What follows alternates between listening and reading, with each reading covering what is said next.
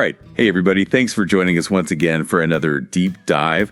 We get a lot of requests about bands to cover, and this one has been coming up a lot lately. We're going to dive into White Lion. White Lion, yeah.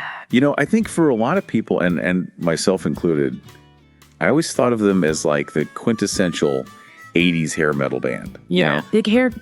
Big hair power ballads. But looking at the sources you sent over, there's a lot more to them than maybe meets the eye. Oh, absolutely. It's, what's fascinating to me about White Lion is that, a lot of the bands from that era that had big success were really about the spectacle, the big stage show. And while White Lion had that, they also brought something a little bit different to the table. And I think part of that is their background. They were formed in New York City in 1983 by Danish vocalist Mike Tramp and American guitarist Vito Bratta. And so you've got this really interesting blend of, European sensibility, American hard rock, and I think that really comes through in their music. Well, so you've got this Danish guy fronting a hair metal band. I mean, it's pretty unique. Pretty unique, yeah. For the time.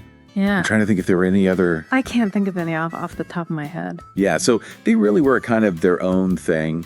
And I guess that kind of leads into the next point, which is, they didn't reach the level of success of like a Bon Jovi or Def Leppard right away. Right. It took them a few albums to really break through. So what was going on in those early days? Well, their early albums, they had a lighter sound. Oh, really? Almost more pop rock than hard rock. And it didn't really connect with American audiences. They toured, they were playing clubs, but they were really struggling. I guess they must have known they had something special, though, because they kept at it, right? Yeah, and I think they knew they needed to make a change. And so they kind of shifted their sound a little bit. They embraced a heavier sound, more guitar driven. And so you started to hear these, crunchy riffs and soaring solos. Yeah. Oh, yeah. That really started to get people's attention. I can hear that now that you mention it, yeah. Yeah, and then, of course, their big breakthrough came in 1987 with the album Pride. Pride, right. Which featured the massive hit, When the Children Cry. Oh, yeah. You can't talk about White Lion without talking about that song. Absolutely. And, I think that song really captured what was special about White Lion. What do you think it was about it that just made it such a...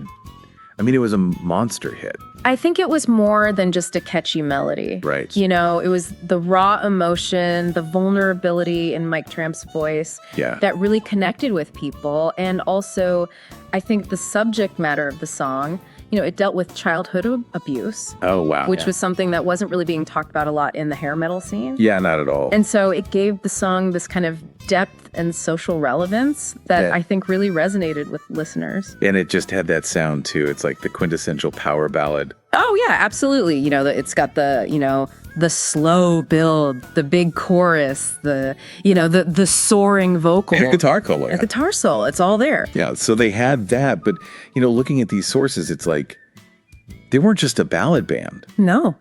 Like you look at a band like Poison or Warrant, and I feel like a lot of their hits were ballads. But White Lion had, heavier stuff, too. Yeah, and I think a great example of that is the song Wait from the Pride album. Yeah. It's got this infectious melody, that's very catchy, but what really shines through is Vito Bratta's guitar work. Oh, yeah. He's a really incredible player. He's amazing, and he had this really unique style. Yeah. He blended these bluesy influences with a touch of classical flair. Wow. Which made his playing really stand out. In a genre full of guitar heroes. Exactly. Yeah. It was like he was doing something completely different. So, we've talked about the ballads. We've talked about the heavier side of White Lion. What was it like to see them live? From all accounts, they were just pure energy. Okay. Big hair leather. The whole thing. The whole 9 yards, electrifying performances. Yeah. Bratta was just, a shredder on stage. He would just do these intricate solos, and Tramp would just command the stage. Yeah. With his powerful vocals, so they really embodied. They had the look, they had the sound. It all. Yeah, they had it all. So what happened? That's the $1 million question, right? Yeah, they seem to have everything going for them, but... Yeah, but unfortunately, the music industry is a fickle business. Yeah. And, despite their internal tensions and creative differences, started to emerge within the band. Yeah. And ultimately led to their breakup in 1991. Oh, wow. So they were only around for, less than a decade? Yeah, it was a relatively short run, which is really a shame because I think they had so much more to offer. Yeah. Yeah, it's always sad when you see a band that's that talented kind of, implode. Yeah, and there were attempts at reunions over the years, but there were ongoing legal battles between Tramp and Brada Oh, wow.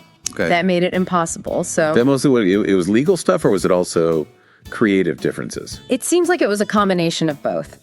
Oh, man. They just couldn't see eye to eye on things. Yeah, you hear that a lot with these bands, especially from that era. It's like, Yeah. they're all young guys. They get thrust into this world of fame and fortune, and it's hard to navigate. Absolutely. And, everyone's got their own ego. Yeah. Everyone's got their own ideas about where things should go. Right. And sometimes it just doesn't work out. So it's not always about the music, right? There's all this other stuff that comes into play. Exactly. So, we've taken this deep dive into White Lion. What do you think the main takeaway is? Why are we still talking about them 30 years later? What is it about their music that still resonates with people? I think it's that they challenged those preconceived notions of what 80s hair metal was all about. They weren't just about the big hair and the tight pants. They had depth. Yeah. They had musical talent, and they were willing to address serious topics in their lyrics. Right. And, their guitar work continues to inspire aspiring musicians today. That's true. Vito Bratta is a phenomenal player. Yeah, he's a true innovator. So for anybody listening out there, I think what we can take away from this deep dive is that, don't judge a book by its cover or a band by its hairspray. Exactly right. There's more to these bands than meets the eye, and White Lion is a perfect example of that. Yeah, dig a little deeper and you might be surprised by what you find. Absolutely. Thanks for joining us for another deep dive. It's been fun. We'll see you next time. See you later. Bye. Bye.